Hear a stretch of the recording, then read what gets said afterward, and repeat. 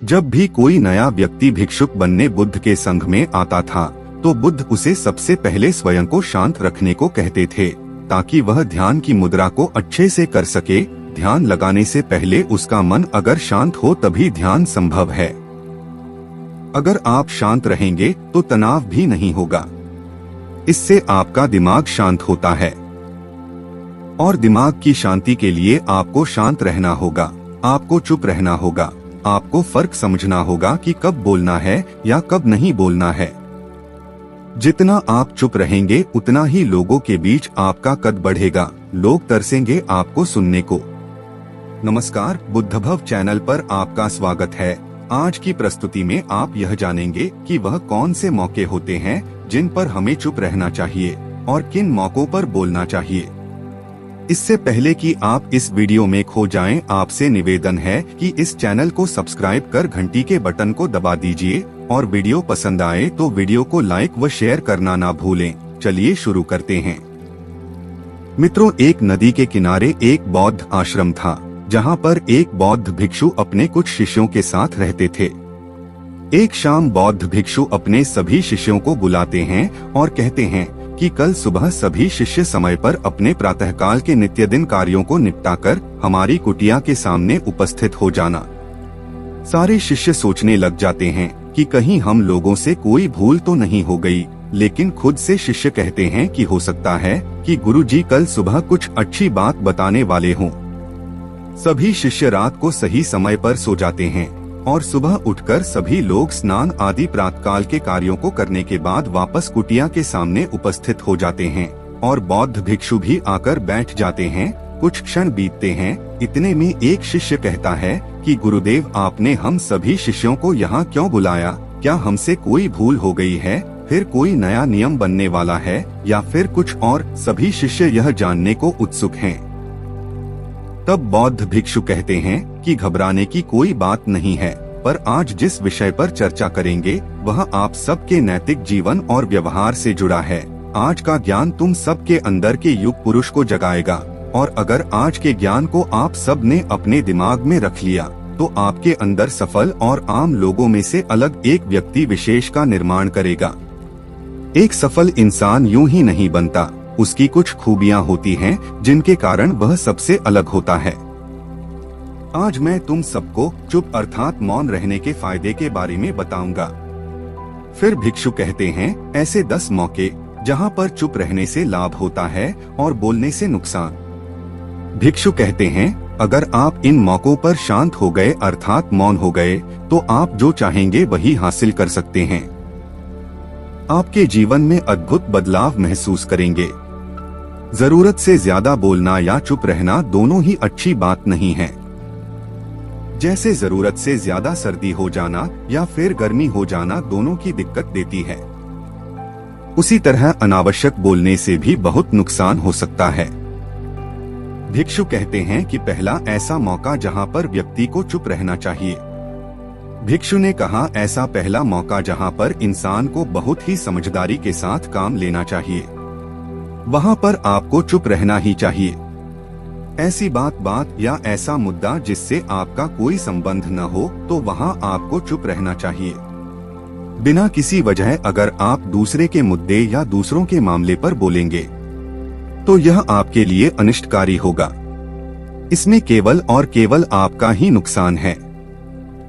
आप दो लोगों के बीच हो रहे विवाद में अपनी टांग न लगाएं। अगर सामने वाला आपको बुला रहा है अपना झगड़ा शांत करवाने के लिए तो ही आप वहां पर जाएं, अन्यथा किसी की व्यक्तिगत जिंदगी में दखलंदाजी नहीं देनी चाहिए जब तक कि वह व्यक्ति आपको नहीं बुलाता। कुछ लोग फालतू में दूसरे के विवाद में कूद पड़ते हैं, ऐसा कदापि न करें। भिक्षु कहते हैं कि अब सुनो 10 मौकों में से ऐसा दूसरा मौका जहां पर व्यक्ति को बहुत ही समझदारी से चुप रहना चाहिए। आपके शब्दों से किसी मित्र को हानि न पहुंचे। अगर आपके शब्द सामने वाले के परिवार या मित्रों की प्रतिष्ठा के बारे में बुरी झलक दिखा रहे हैं तो वहां आपको चुप रहना चाहिए। किसी के परिवार या फिर मित्र के बारे में बुरा बोलने से केवल आप ही बुरे बनेंगे।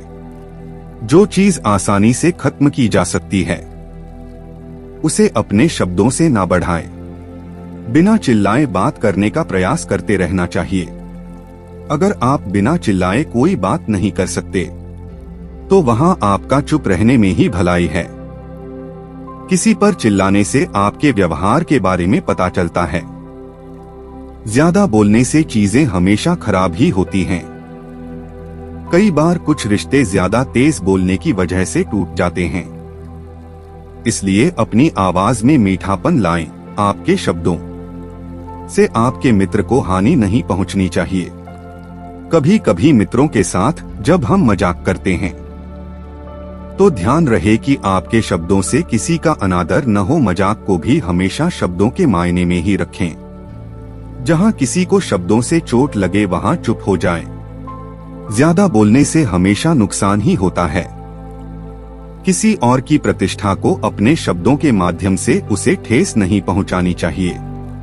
यदि आपके शब्दों से किसी और की प्रतिष्ठा को ठेस पहुंच रही है तो वहां आपको चुप हो जाना चाहिए।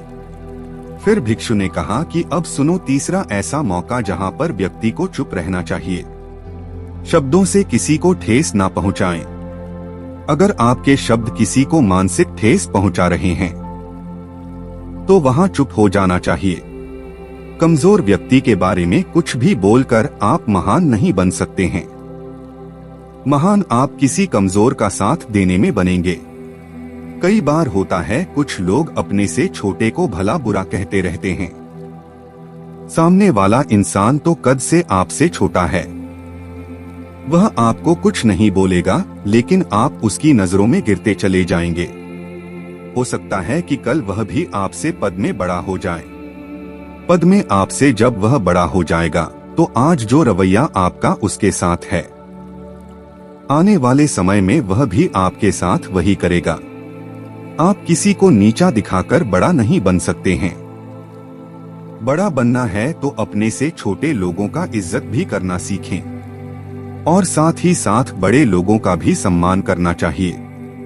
लोगों को लगता है कि अगर वह अकड़कर बोलेंगे और सामने वालों को नीचे गिराने की कोशिश करेंगे तो आप बड़े बन जाएंगे, तो यह उन सबकी भूल है। बड़े होने की बजाय आप उनकी नजरों में गिरते चले जाएंगे। भिक्षु आगे कहते हैं कि इसलिए शिष्यों तुम सब जब भी बोलना आदर भाव से बोलना, ताकि तुम्हारी बात लोगों को अच्छी लगे। बोलने में भाई बहन माता पिता मित्र इत्यादि संबोधन शब्दों का इस्तेमाल जरूर करना। इससे तुम्हारी मान प्रतिष्ठा तो बढ़ेगी ही साथ लोग की नजरों में तुम समझदार व्यक्ति बनते जाओगे। भिक्षु ने आगे कहा कि अब तुम्हें चौथे मौके के बारे में बताऊंगा जहां पर व्यक्ति को चुप रहने में ही भलाई है। क्रोध या घृणा करने वाले लोग। जब कोई अपना सगा संबंधी आप पर क्रोध कर रहा हो, आपका अपमान कर रहा हो, तो आपको उस वक्त चुप रहना चाहिए ताकि सामने वाले का गुब्बारा पूरी तरह से फट जाए। आप यदि सही हैं तो गुस्सा करते ही माफी मांगे और चुप रहकर ही सही समय का इंतजार करें। वह खुद ही आपसे माफी मांग लेगा जब उसे अपनी गलती का एहसास हो जाएगा।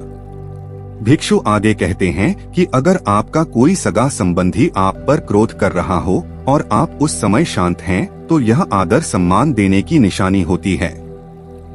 इससे न कोई छोटा होता है और न ही बड़ा। अगर आपको क्रोध आ रहा है तो आप या तो वहां से किसी का अनादर किए बिना चले जाएं या फिर चुप रहें। क्रोध करने से आपके रिश्ते खराब होंगे। क्रोध करने से हमेशा क्रोध करने वाले व्यक्ति का ही बुरा होता है। भिक्षु फिर एक छोटी सी कहानी सुनाते हैं कि एक बार की बात है, एक सांप जंगल से भागते हुए किसी राजा के अस्त्र घर में पहुंच गया। लोगों ने छेड़खानी की तो वह बहुत ही गुस्सा हो गया, जिससे वह अस्त्र घर में जो तलवार पड़ी हुई थी उसी को लपेटकर कसने लगा और धीरे धीरे उसका पूरा शरीर कट गया। यह गुस्सा उसे खा गया। ठीक उसी प्रकार हमारा गुस्सा भी हमारे शरीर को तलवार की तरह काटता रहता है। गुस्सा ध्यान से खत्म होता है। प्रतिदिन अगर आप ध्यान की मुद्रा में बैठते हैं तो आपका गुस्सा आपके नियंत्रण में रहेगा। गुरु आगे कहते हैं कि एक तो यह तरीका है कि आप प्रतिदिन ध्यान का अभ्यास करें। इससे आपके शरीर में जो हार्मोन्स गुस्से को बढ़ावा देते हैं वह सब तुम्हारे नियंत्रण में रहेंगे। जिससे तुम्हारा शरीर गुस्से पर आसानी से काबू पा लेगा। लेकिन एक तरीका यह भी है कि जब भी आपको गुस्सा आए तो आप यह समझने का प्रयास करो कि क्या मेरा गुस्सा जायज है या नहीं। हमें वहाँ पर बोलना चाहिए कि नहीं। जब आप खुद इस बात का आकलन लगा पाएंगे तो आपको खुद पता चल जाएगा कि हमें गुस्सा करना चाहिए या नहीं। फिर भी आपको गुस्सा आ रहा है तो आप वहाँ से हटने का प्रयास करें, वहाँ से दूर चले जाएं। धीरे धीरे समय के साथ आपका दिमाग शांत हो जाएगा। बिना तथ्य के ना बोले गुरु ने कहा, अगर आपके पास कोई तथ्य नहीं है तो वहाँ चुप रहने में ही भलाई है। चुप बैठने से दिमाग में नई कोशिकाओं का निर्माण होता है और इससे ज्ञान की वृद्धि होती है। फिर भिक्षु कहते हैं कि अब समझो ऐसा 5वां मौका जहाँ पर व्यक्ति को चुप रहना चाहिए। जब कोई किसी की बुराई कर रहा हो, जब कोई आदमी आपके सामने किसी तीसरे आदमी की बुराई कर रहा हो, तब तुम्हें चुप रहकर बस सुनना चाहिए, अपनी राय व्यक्त नहीं करनी चाहिए। क्योंकि जो आज आपके सामने किसी तीसरे की बुराई कर रहा है, वह कल किसी और के सामने आपकी बुराई भी कर सकता है। यदि आपने कुछ कहा है तो नीति शास्त्र के अनुसार जो अपने मुंह को बंद रखता है और बुद्धि से काम करता है, वही इंसान समझदार होता है। बिना जरूरत के बोल न किसी के बारे में किसी के बीच में बोलना, यह गलत बात है। कभी कभी हमारे लिए बुद्धिमानी इसी में होती है कि हमें अपना मुंह ऐसी जगह पर नहीं खोलना चाहिए। फिर भिक्षु आगे कहते हैं कि इन 10 मौकों में छठा ऐसा मौका जहां पर व्यक्ति को चुप रहना चाहिए। जब कोई नहीं समझे आपकी भावना, यदि आपको लग रहा है कि कोई व्यक्ति आपकी भावना, दुख या परेशानी को शब्दों में नहीं समझ रहा है, यदि आपको लग रहा है कि सामने वाला व्यक्ति आपकी भावना या दुख को या आपकी जो परेशानी है उसको वह समझ नहीं पा रहा है, यह समझने का प्रयास ही नहीं कर रहा है, वह आपको ध्यान से सुन ही नहीं पा रहा है, तो ऐसे व्यक्ति के सामने आप चुप ही रहे। क्योंकि ऐसे लोगों को आपकी भावना या दुख से कोई मतलब नहीं होता है। ऐसे लोगों को अपना राज बताकर आप पछताएंगे ही बाद में। इसलिए हर किसी को अपने मन की बात नहीं बतानी चाहिए। अगर आपको लग रहा है कि सामने वाला आपकी बात को नहीं समझ पा रहा है, आपकी भावनाओं को नहीं समझ पा रहा है, तो वहां पर आपको नहीं बोलना चाहिए, क्योंकि बाद में आपका मजाक ही बन जाएगा। जब आपको लगने लगे कि सामने वाला आपकी भावनाओं को ठीक तरीके से समझ रहा है, आप जो कह रहे हैं वह ठीक से सुन रहा है, तभी आप उसे अपनी बात कहें। फिर भिक्षु कहते हैं कि अब सुनो 7वां ऐसा मौका जहां पर आपको चुप रहना चाहिए। जब कोई इंसान अपना दुख व्यक्त करे, यदि कोई इंसान अपने दुख या परेशानी को आपको बता रहा है, इसका मतलब यह है कि वह आपको अपना समझ रहा है। ऐसे में तुरंत ही उसे समाधान बताने के बजाय चुप रहकर उसकी दुख या समस्या को सुने। उसके दुख या समस्या को किसी और को न बताएं। वह इसलिए नहीं बताएं कि आप उसकी समस्याओं का समाधान कर देंगे, बल्कि वह इसलिए भी बता रहा है कि सामने वाला उसकी बात को समझ रहा है। कई बार बताने से दुख कम हो जाते हैं। आपको अपना दुख इसलिए बता रहा होगा क्योंकि उसे लग रहा है कि आप उसकी बात को समझ रहे हैं। दुख बांटने से कम हो जाता है। इसलिए जब कोई व्यक्ति अपना दुख आपसे व्यक्त करे तो आप शांति से उसकी बात को बहुत ही ध्यान से सुने, ताकि उसके दुख कुछ कम हो जाए, उसके मन का बोझ हल्का हो जाए। क्योंकि उसके मन में जो भी बातें थी उसने आपको सब बता दिया। भिक्षु आगे कहते हैं कि 10 में से 8वां मौका भी महत्वपूर्ण है, जहां पर आपको चुप रहना चाहिए। जहां पर दुष्ट प्रकृति के लोग रह रहे हो और गाली गलौज कर रहे हो तो आप वहां पर मत जाइए। ऐसी जगहों से आप चुपचाप निकल जाएं, अर्थात अपनी प्रतिक्रिया दिए बिना आप वहां से चले जाएं। क्योंकि जिसकी जुबान खराब होती है वो दुष्ट प्रकृति के लोग होते हैं। उनको आप ऐसे समय में नहीं समझा सकते हैं। जब उनका दिमाग पूरी तरह से शांत हो जाए तभी वहाँ आपकी बात सुनेंगे। इसलिए जहाँ पर दुष्ट प्रकृति के लोग हो, आपकी बात को न मानते हो और नहीं सुनते हो, तो आपको वहाँ पर नहीं बोलना चाहिए। भिक्षु कहते हैं कि अब सुनो 9वां ऐसा मौका जहाँ पर आपको शांत हो जाना चाहिए। अपनी सफलता का राज हर किसी को न बताएं। कई बार होता है कि कुछ लोग जो सफलता को बहुत ही जल्दी अर्जित कर लेते हैं, तो वह हर जगह अपनी सफलता का ढिंढोरा पीटने लगते हैं। ऐसे में क्या होता है कि कई लोग आपकी सफलता से खुश नहीं होते हैं। अगर आप अपनी सफलता का जबरदस्ती लोगों में ढिंढोरा पिटवा रहे हैं, तो लोगों की नकारात्मक ऊर्जा आपको प्रभावित कर सकती है। जब आप सफल होंगे तो सबको पता चल जाएगा कि आप सफल हो गए हैं। ढिंढोरा पीटने से नुकसान आपका ही होगा। फिर बौद्ध भिक्षु कहते हैं कि अब मैं तुम्हें 10वां ऐसा मौका बताता हूँ जहाँ पर हमें चुप रहना चाहिए।